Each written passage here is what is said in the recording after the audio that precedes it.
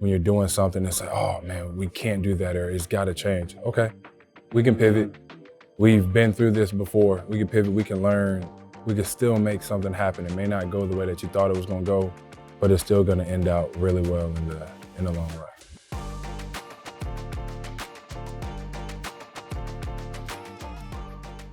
Welcome to another episode of The Winning Formula presented by Nasdaq. I am your host, Joel Kalani. We have a very special guest here today, six-time NBA All-Star, founder of BIGFACE Coffee.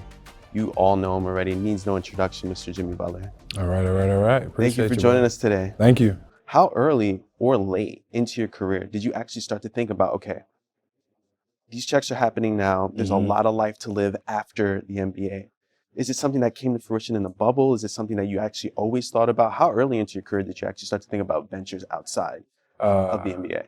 Probably late, but it wasn't, because I needed a source of income after basketball. I think I would be just fine either way. I think it's because I was going to need something to do. I was going to need something else that was going to keep my mind towards being great at something, giving me something to do every single day.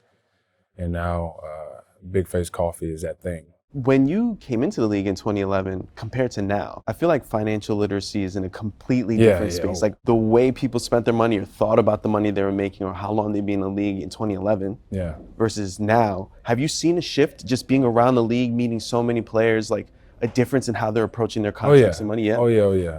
I think a lot of individuals' monies now is going towards stuff later on in their life, whether it's investing, whether it's starting up a company. When it comes to BIGFACE, congratulations, you just lost a brick and mortar store in December. What was the learning process actually for actually getting that off the ground from just a concept to that point? I ask that because you always talk about how much you enjoy working with the people that you actually have on your team. You don't have the time, and it's really important to have the people, right? Yeah. What was actually the learning process to actually get to a point where you can open the doors and have a launch party? It's crazy that you say that because I was actually going to give them a shout. The team that I have, the group that's like behind this whole thing, huge, and letting me know what it's going to take to sustain it, not only to open it, to make it a place that people are going to want to come and spend time and have coffee and build relationships within those walls of BIGFACE and even outside. I'm just grateful that while I'm on the basketball court doing my thing, I got people that are so like-minded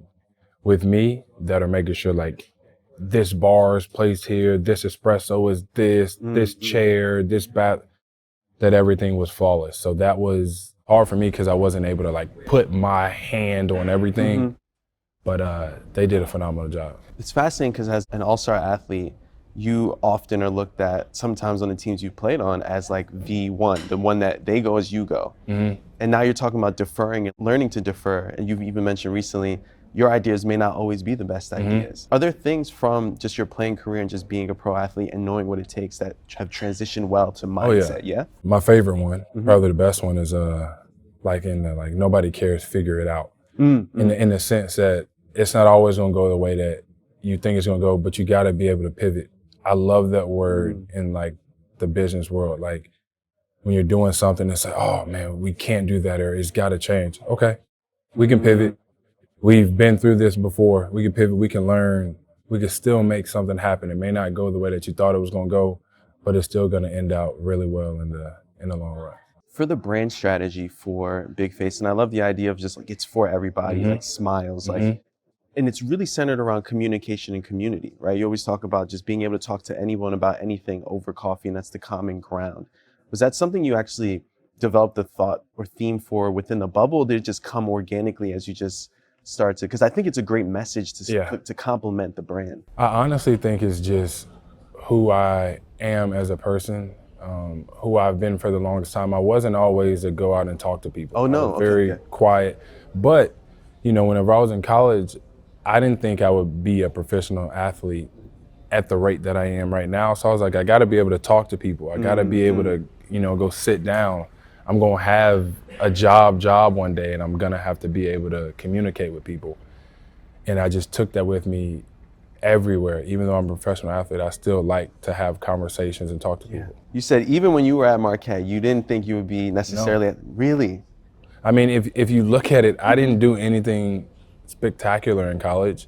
I was never the first, second, maybe even not even a third option on any of my teams. I just stuck with it, figured out a way, put my head down and pivoted. At what juncture, once you were drafted, 30th obviously in the 2011 draft, were you like, okay, you know what, I'm actually going to be here for a while? Like, was there a game that you were like, okay, wait, I'm actually getting ticked, but not only am I getting ticked, I'm making the most of that, and I'm getting my name called more and more. Like, was there a moment where you're like, you know what, actually, I'm gonna be here for a while? Yes, and it's, to me now, it's a bad moment. Okay.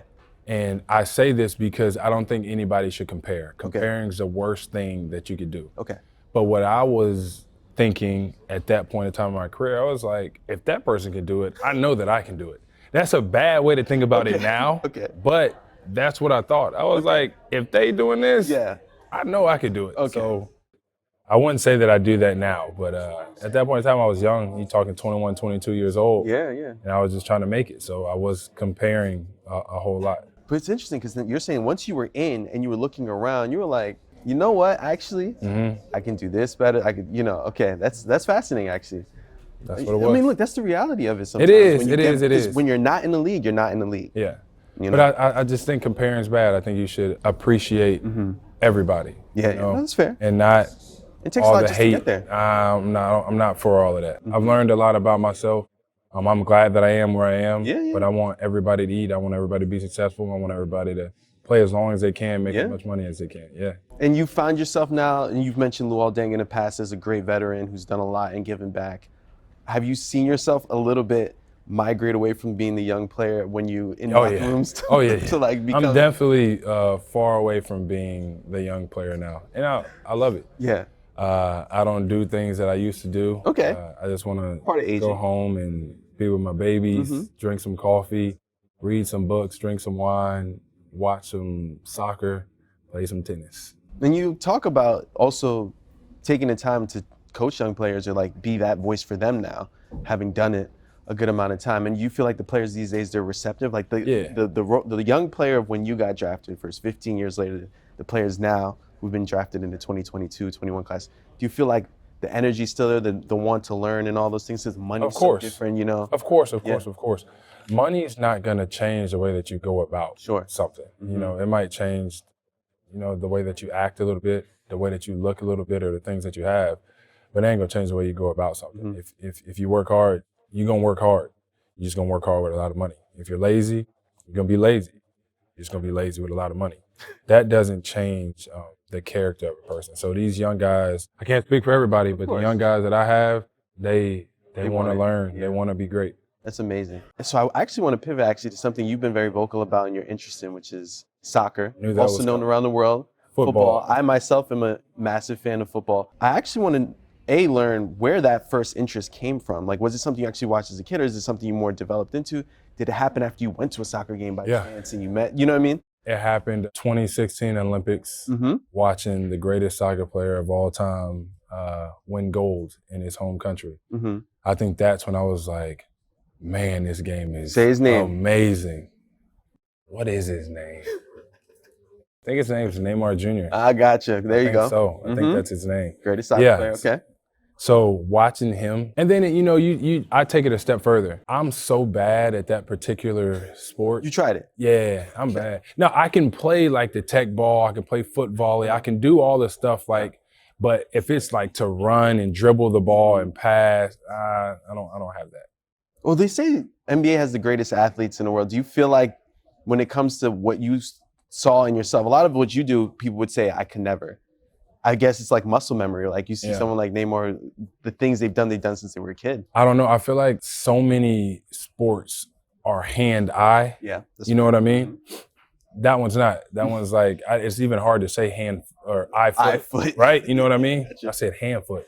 And I think that's the biggest difference of it all. And I think it's so hard for me, and it's so humbling to be like, yo, stay in your lane. I love that. And I just think it's an incredible game all over the world. That game is for everybody. Everybody. Yeah. And I think that's what I love the most about it. You can go anywhere in the world and find somebody doing something that is very football-like. World Cups in the United States. You're going to go to games? I know. Yeah. All of them. All of them. All of them. All of them. Yeah.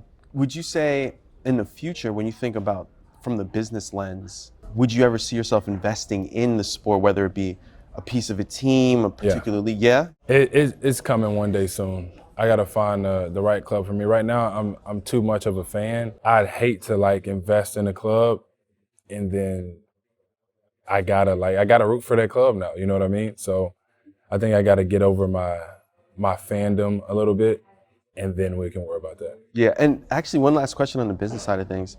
How has it actually been now? Obviously you were trading the East Coast team to a West Coast team, managing your brand, managing the company. You have teams, and I know you do a lot of deferring, but while staying on top of joining a new team, learning a new coach. Like, how have you managed that? Because a lot of people would say just doing the first part, playing basketball is already a full-time, more than full-time job. I mean, it's actually easier than most will think, because I created this brand to be able to stand alone. It's not called the Jimmy Butler Coffee Company. You don't see my face on it too often, because I want people to love the coffee because of the coffee and because of the experience that you get whenever you get that package in the mail that has nothing to do with me.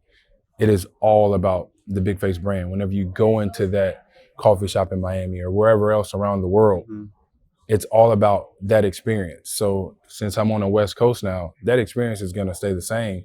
You just won't see me in there every single day like I was, but all the baristas are gonna be high-spirited, happy as I don't know what, and loving what they're doing. So it makes it quite easy to be all the way over there and have it happen. So it's intentional to make sure that the brand is not too rooted to Jimmy Butler. Yeah, okay. Zero. I mean, they make me do a photo shoot every once in a while, and I hate to do it, but I do love to rock my brand and the collabs that we do.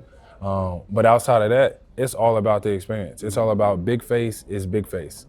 When I go into BIGFACE, I pay just like everybody else does. Everyone else. So like it's always and always will be about the experience. We have a segment on the winning formula called Crunch Time. You know a lot about Crunch Time actually over the years. I mean, a little bit. Just a couple questions fans submitted, centered around just their curiosity around the games you played in the series that you've won. Okay. First and foremost, over your career, is there a toughest defender that you remember that you played, or someone that just gave you problems consistently for whatever reason? I do respect so many guys as defenders, but I'm gonna go with I'm gonna say PJ Tucker gets to it, man.